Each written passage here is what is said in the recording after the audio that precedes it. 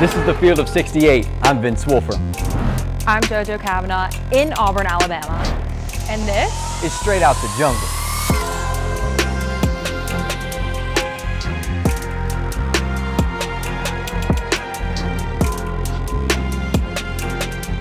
Welcome back to Straight Out the Jungle. My name is Vince Wolfram. And I'm Jojo Cavanagh.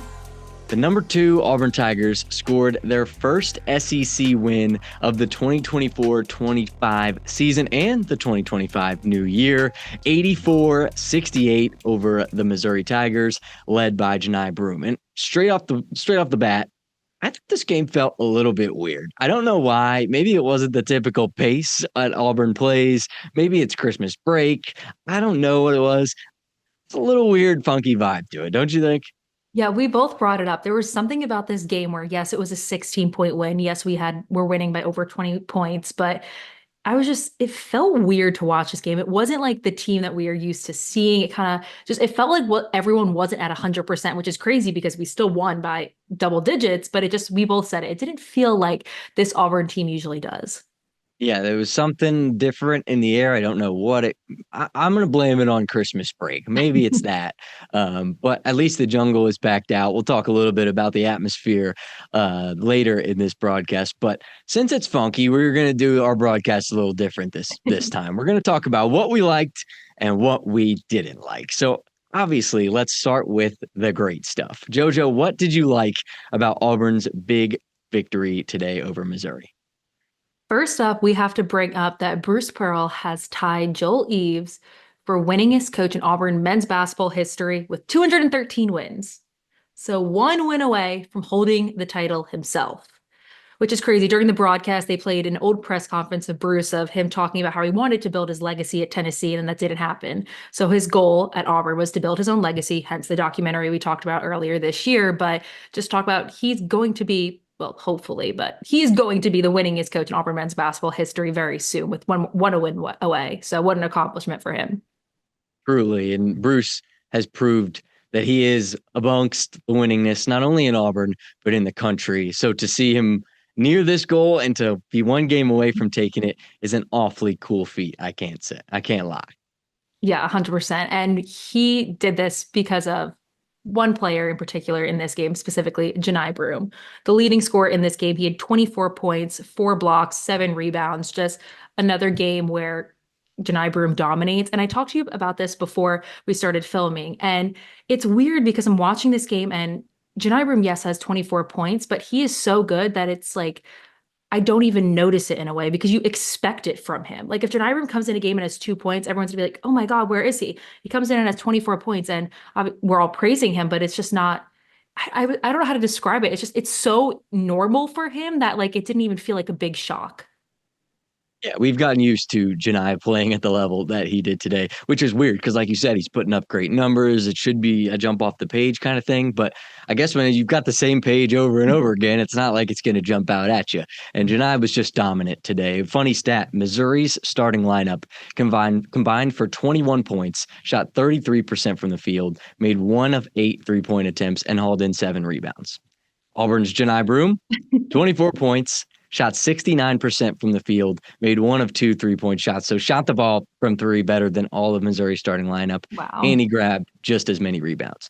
That is crazy. And like we were talking about, for it to not feel like such a crazy game from Janai Broom, he outdid Missouri's starting lineup in multiple categories. He's 9th in the NCAA in blocks, which he upped today. He was really, really lighting it up with the blocks today. He's averaging 2.5 blocks per game. He had 13 points, 4 rebounds at the half. I thought he owned the first half, kept Auburn in the lead in the first half, and his play really, really stood out in the second half. Give it to Janai Broom. Great things are going to happen. I thought it was a great game from number 4. Yeah, Dennis Gates even said it before they played this game is wrap up the trophy. He is the best player we have in college basketball, which to hear from an opposing coach before they've even played Auburn is insane. But you talked about, I tweeted this out. When Janai Broom shoots a 3 within the first 10 minutes, 5 minutes of a game, it is going to be a good game. And that happened during this game, but the development of Janai Broom, we've talked about this before, from Morehead State to Auburn to where he is now. But even from last season he had 8 games scoring over 20 points. This season, this game was his 9th game. So we are 13, 14 games in, and he has already surpassed his 20-point scoring games over the seasons. So that is just the development that speaks to Bruce Pearl. It speaks to the effort Janai Broom has put in and just how good this team could be because of Janai Broom. Yeah, definitely. And we spoke about it. This game didn't feel as big of a performance from Janai. Well, let me put it in perspective for you. You want something great? Here's great. Comparison between Janai Broom and the great round mound of rebound Charles Barkley. Thought he was good in college? Check this out. Barkley, in his 3 seasons at Auburn, averaged 14.1 points, 9.6 rebounds, and 1.7 blocks per game. Keep those numbers in mind. Janai Broom, in his 3 seasons at Auburn, averaging 15.8 points per game, more than Barkley, 9 rebounds, which is only 1 rebound less than that of Charles Barkley, and 2.3 blocks per game, outdoing Barkley in the same category. So if you're not somebody that's on the Janai Broom Player of the Year train, well, you might as well hop on because this train is departing.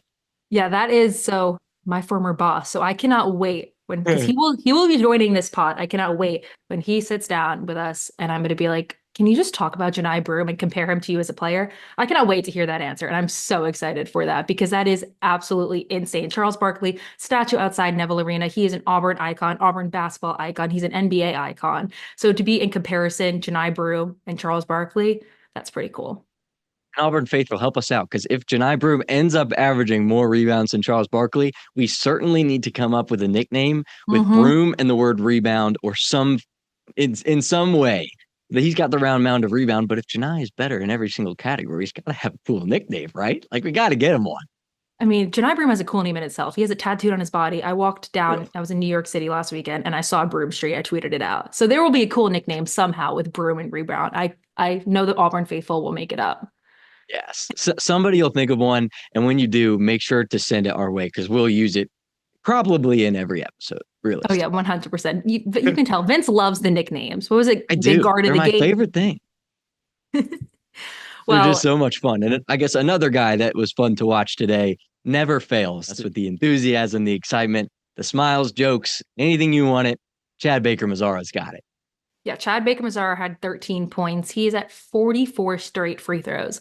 Now, every time the broadcasters bring this up, I'm like, no, you just jinxed him. But not yet. He is at 44 straight free throws. And last game, he had 2 4-point plays.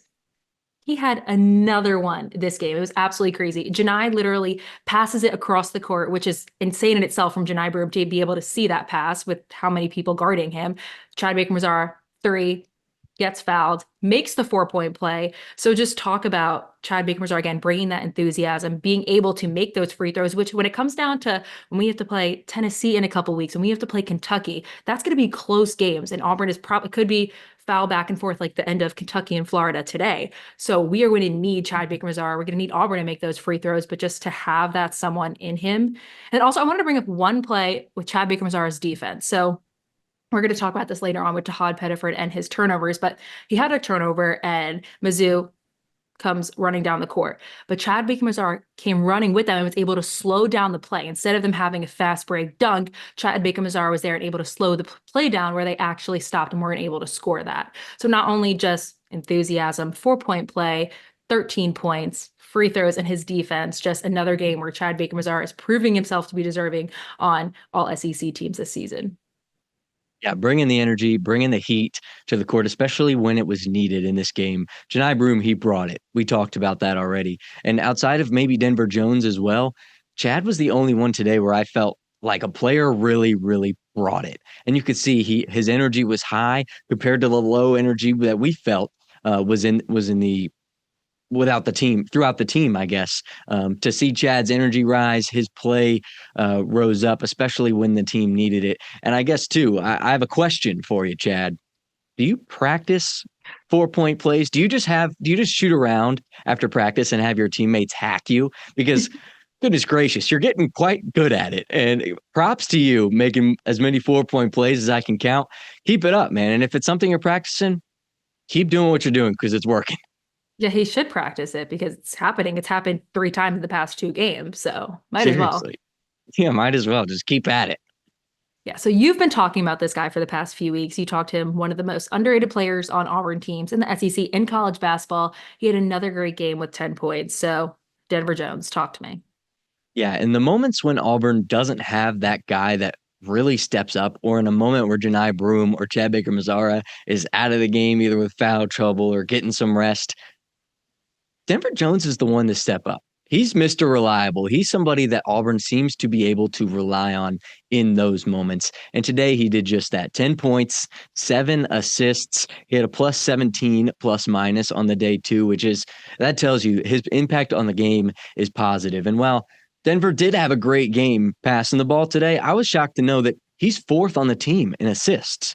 Janai, Tahad, and Chad average more assists per game than Denver. Now, Denver, he's getting those numbers up, though. He talked to us. When we talked to him, he was getting the ball out and he was getting his teammates shots. So that number, I think, is going to be up. And I guess a prediction I might have is that by the end of the year, Denver Jones will lead this team in assist. We've seen it. His teammate levels are growing. The way he's been able to get his teammates involved, find the open guy, drive and dish to the open man, either outside or somebody going back door. His vision is improving. His productivity is increasing. Great things to see from Denver Jones. One play that I loved, we talk about it right when we got on the call.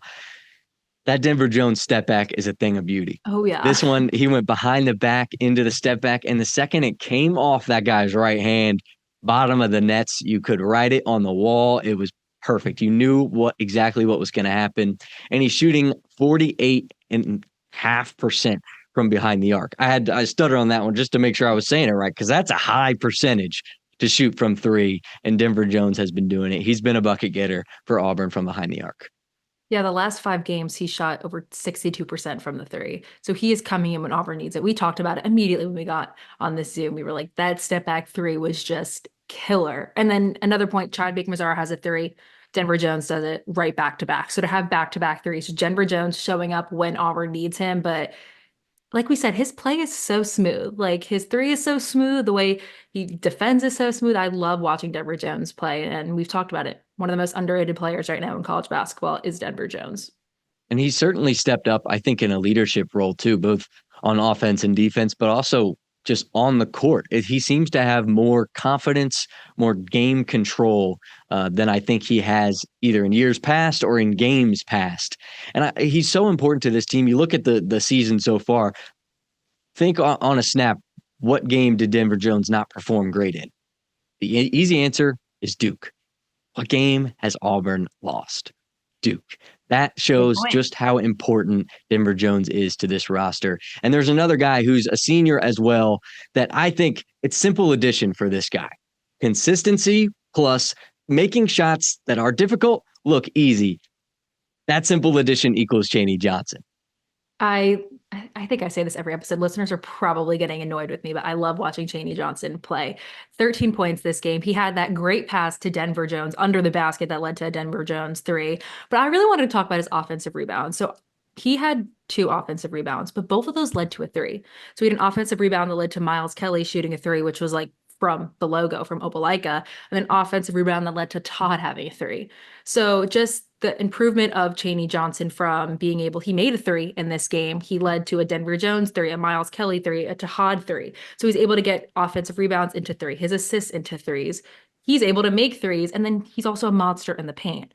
So Chaney Johnson is proving to be an all-around, an insane bench player for Auburn. He's scoring double figures in majority of our games. So just, I love watching Chaney Johnson play, and like we're seeing more aspects of his game develop. You know, coming into the season, we never really thought Chaney Johnson was a 3-point shooter. We always kind of saw him as more of in the paint. And then we keep seeing this. We're kind of seeing him get assists. You know, rebounds isn't really a shock, but just to see the development of Chaney Johnson being able to become such a well-rounded player when Auburn needs him. So yeah, and it's been cool to see that growth. He was a post player and a mid-range player, and that was it last year. The step he made in the offseason and this non-conference play this year as well, it's been fantastic to watch Chaney Johnson grow and to step up and play his role to the absolute peak of his ability. I think he's had a great year so far. Another solid game from him today. And hopefully we just see number 31, keep on improving. And I want to say similar with Miles Kelly as well, the transfer from Georgia Tech. We know him to be a great three-point shooter. He shot the ball great from behind the arc. I think, in my opinion, one of the top 5 three-point shooters in all of college basketball right now. But that isn't all of his game. He is far more than just a three-point shooter. Today, I think he showed it in 2 different ways. One, he's been attacking the basket a lot more than he has been in the previous games. When he gets to his mid-range, he gets to his spots very, very often. And it's good to see a guy that can control the ball around the three-point line enough and get into those shots, find his floater in the lane. Those are great things because it makes Miles Kelly multifaceted. And when you have that, it's hard to prepare for. In the SEC where you're full of shooters, they want to tab Miles Kelly a shooter, go right ahead because he'll burn you in other ways. Number 2, his defense. I talked about it last week. It's been improved in a major, major way. I don't know what switch flipped for Miles, or whether it was a certain defensive adjustment or somebody tell him, hey, pick it up. I don't know what it was, but Miles Kelly flipped a switch on defense, and he has been in the passing lanes, living there, active hands, contesting shooters, and I love to see it. It just adds another defensive weapon to that Auburn perimeter, which is exactly what these Tigers need. The improvement of Miles Kelly from just becoming the first game he comes out and makes 7 threes, 21 points against Vermont. And then now seeing, we haven't seen that 3-point shoot as much throughout his games. I think like we said, because of the wrist injury, but he's still showing that he can impact this game in so many ways. But I do want to bring up 3-point shooting. So this game was Auburn's game of 3-point shooting. They had 10 threes. They shot almost 50%. So almost 48% they shot from the 3. And after the first half, they kept Mizzou to 20% from the 3, which is insane. And then 8 minutes left in the first half, Auburn had 6 different players shoot a 3. So in the end, we had 7 different players in Janai Broom, which, like I said, when Janai Broom makes a 3, it's going to be a good game. Miles Kelly had a 3. Baker-Mazara had a 3. Cheney Johnson had a 3. And then the 2 freshmen, Tahad Pettiford and Ja'Kai Howard, I got them all, both had a 3. So just talk about well-rounded and amazing game shooting from the 3. But there were, I think, only 2 players that had more than 1 3. So just a well-rounded game overall. But just to keep Mizzou, who is known to be a really good 3-point shooting team in the country, to that 20%, and then Auburn coming in hot, and we're the second team in the SEC in 3-point shooting per game right now. So that's something definitely to keep an eye on for Auburn. Yeah, certainly. You and I, we love to see Janai Broom open the game with threes. There's one group of people in one certain arena that love to see any 3-ball go in. Those people being the Auburn students in the jungle. They were loud today, and they loved the 3-pointers. They were getting after it with every last one of them. They were loud. For Christmas break, I was pretty surprised at the level of the boom meter in Neville Arena, how loud it really was today.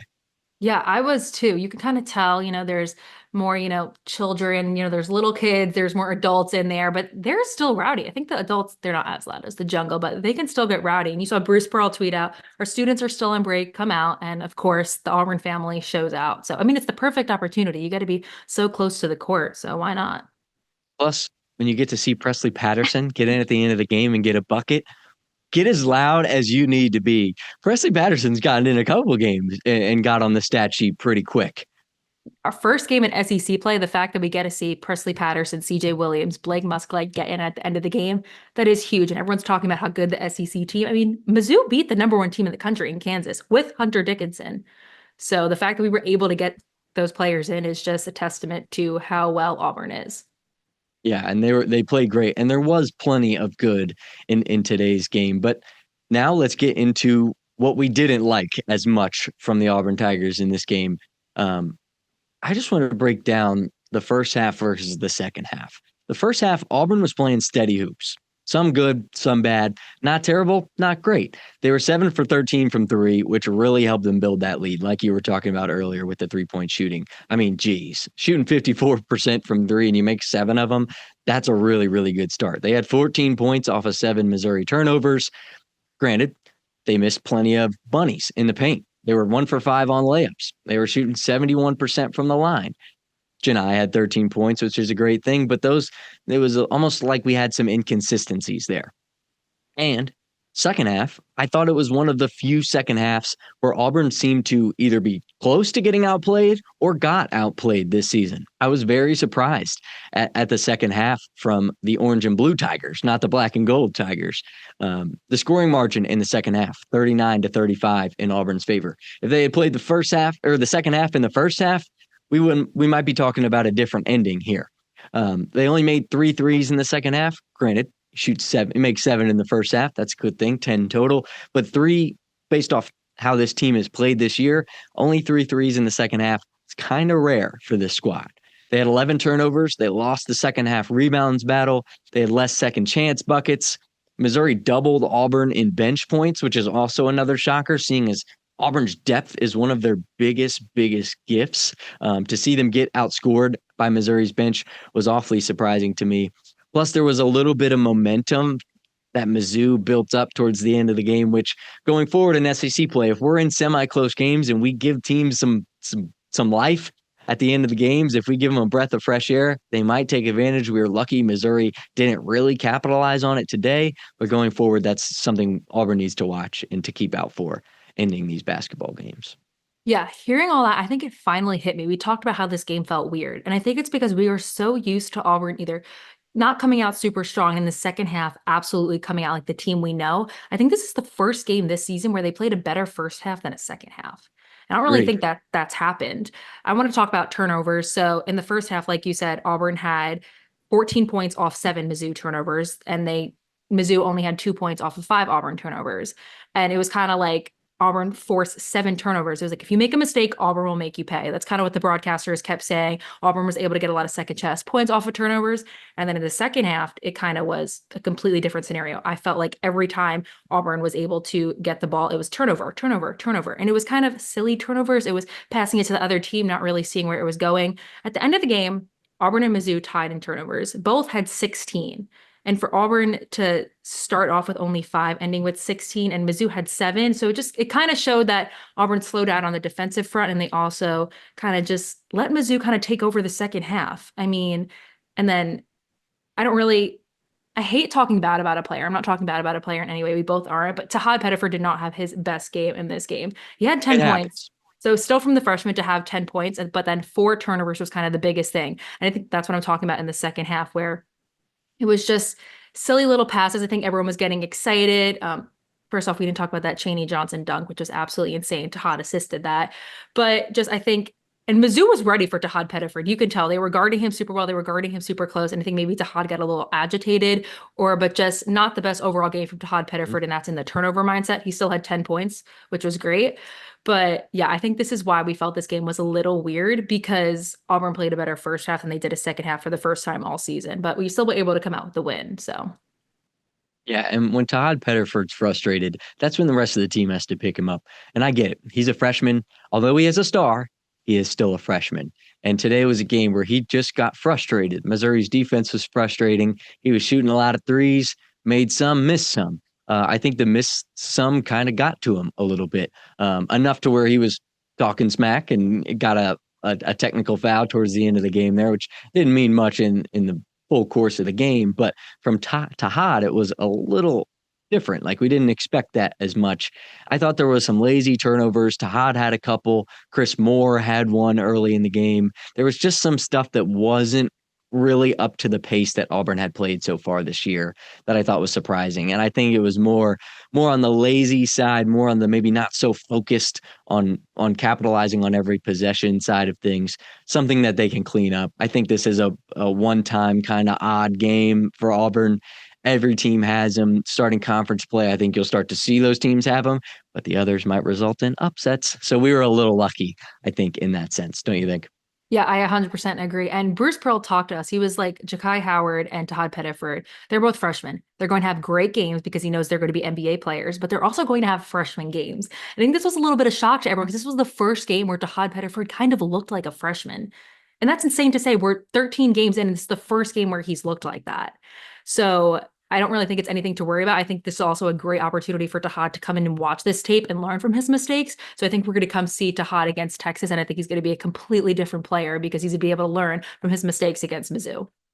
Yeah, knowing him, he's going to be better. That's what we've seen from Tahad so far. Look at the first 2 games in Neville Arena. He didn't play that great. Against Houston, dude played like a monster. So I think you can expect a bounce back game against Texas. I think you get full force Auburn basketball against Texas. And I hope that certain stat categories they can improve on. Now, for Auburn, they're good at a lot. It's hard to find a flaw in this Auburn team. And there was plenty of good stats to come out of this game. I'm not saying there weren't. Auburn shot better from 2 and 3, shot better from the line, had more points off turnovers, had more defensive rebounds, had more points in the paint, more blocks, and more assists. That's great. For this Auburn team, there are so many things that are important. And a couple of them, they lost today, which I was surprised by.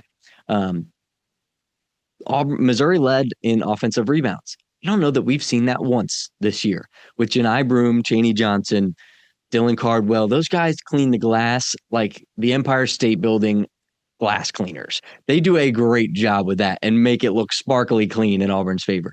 That's rare for these Auburn teams to lose the offensive boards battle. Mizzou had more bench points. I talked about it a little bit earlier. That was surprising to see because Auburn really, really relies on the depth of the roster. Mizzou had more steals. One thing Auburn's done really well this year has been keeping in the passing lanes, disrupting opposing offenses, and getting out to score fast break points. Another thing that Missouri beat us on, fast break points. Against an Arkansas, against a Tennessee, against Florida, Kentucky, any of those top of the line 15 SEC teams, I guess, that are top of the line, everybody's top of the line. Everyone Against those kind of teams, that's going to be trouble. You need to rebound and you need to capitalize off opposing teams' turnovers if you want to win the closest games in this conference. It's going to be a gauntlet. That's what it's going to be. It's going to be a gauntlet. And Auburn needs to take advantage of those certain stats. I was surprised they lost in those because it's been their bread and butter so far this year. Yeah, and I think a big reason why Auburn lost the offensive rebounding battle was Dylan Cardwell was not the Dylan Cardwell we are used to seeing this season. I think that played a major factor. I think Janai Broom having more points than Mizzou's starting lineup kind of shows why they had more bench points because their bench played better. I think Marquise Warwick had 19 points. So then just him coming off the bench scoring that much. But I think a big part of Auburn's offensive rebounding struggles, a big part of their second chance point struggles was because Dylan Cardwell wasn't the Dylan Cardwell we're used to seeing throughout this season so far. Yeah, I completely agree. And I guess name of the Father, Son, Holy Spirit, amen for Janai Broom because he was he and Denver Jones were Mr. Reliable today.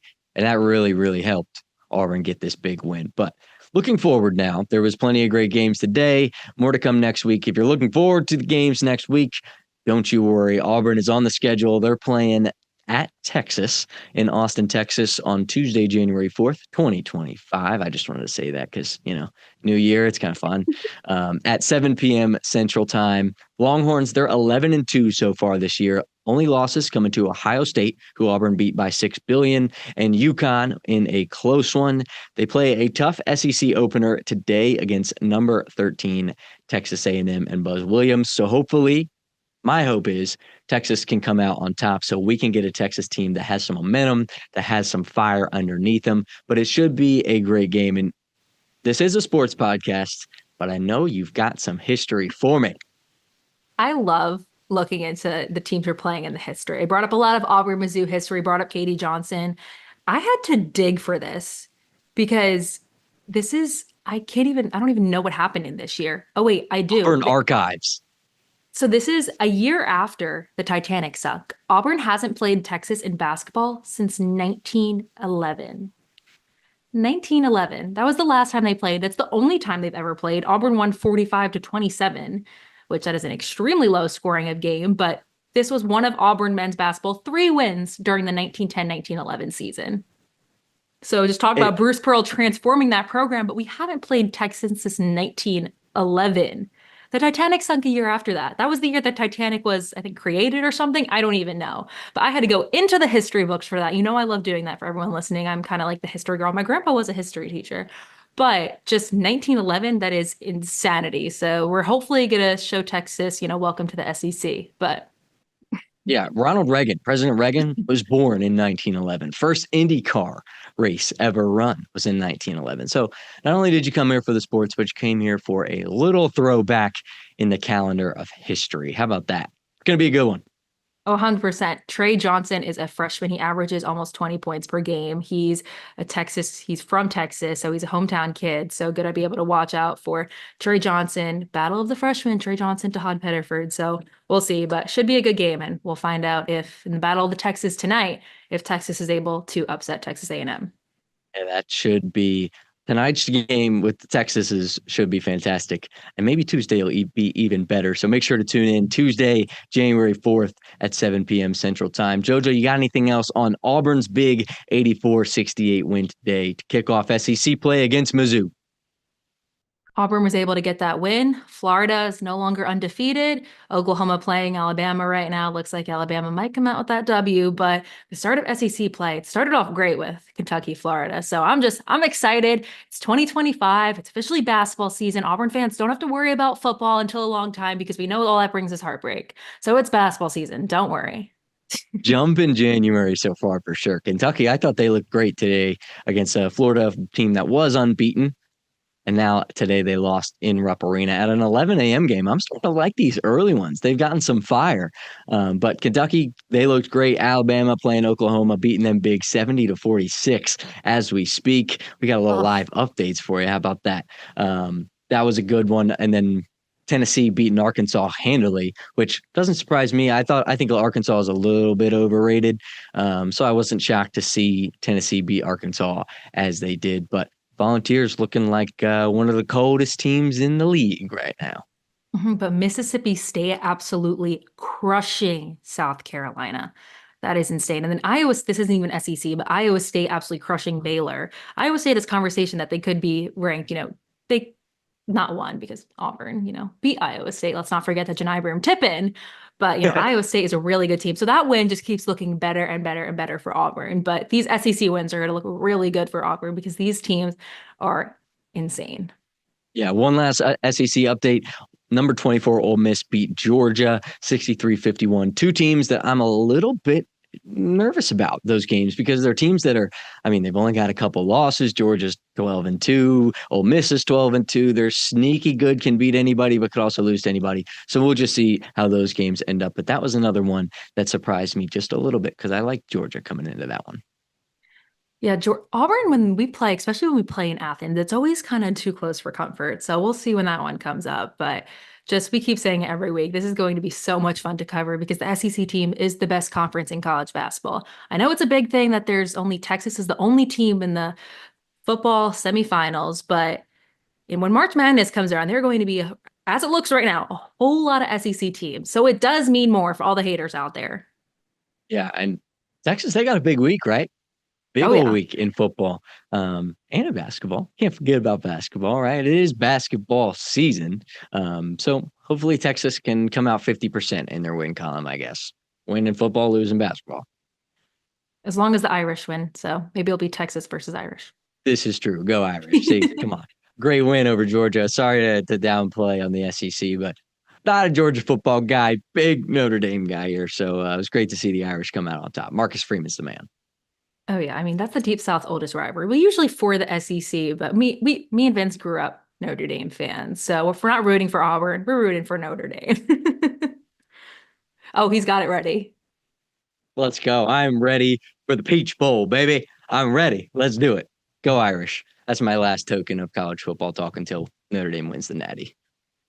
So we'll be ready for Tuesday. Auburn takes on Texas in Austin, Texas. Like I said, for the first time since 1911. So be sure to like, comment, subscribe. Be sure to tune into that pod that we will have after that game. But again, from New York, I will soon be back in Auburn. But I'm JoJo Cavanagh.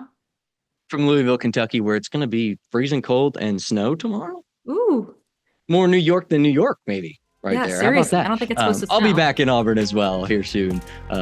My name is Vince Wolfram. Make sure to like, subscribe, comment for more, and we will see you guys next Tuesday after the Texas game. War Eagle. War Eagle.